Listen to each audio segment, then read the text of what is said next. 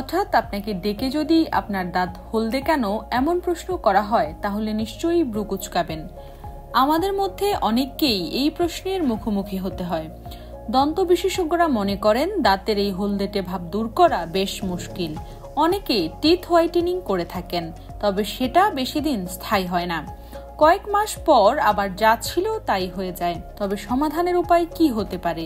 চলুন জেনে নেওয়া যাক কিছু ঘরোয়া উপায়। 1. খানিকটা নারকেল তেল মাউথ ওয়াশের মতো মুখে নিয়ে ভালো করে কুলকুচি করতে হবে। মুখের সব পেশি যাতে সমানভাবে যুক্ত থাকে তা নিশ্চিত করতে হবে। 2 থেকে 3 মিনিট এভাবে কুলকুচির পর তেলটা ফেলে দিন। এতে দাঁত ঝকঝকে তো থাকবেই, পাশাপাশি দাঁতের স্বাস্থ্যও ভালো থাকবে। 2. শুধু লেবু নয়, লবণও বেশ ভালো কাজ করে দাঁত পরিষ্কার করতে।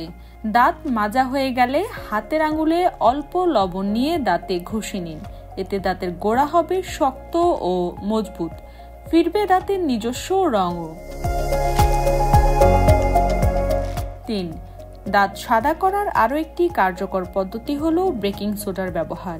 টুথপেস্টের সঙ্গে সামান্য বেকিং সোডা মিশিয়ে নিন, এরপর ভালো করে দাঁত মেজে নিন।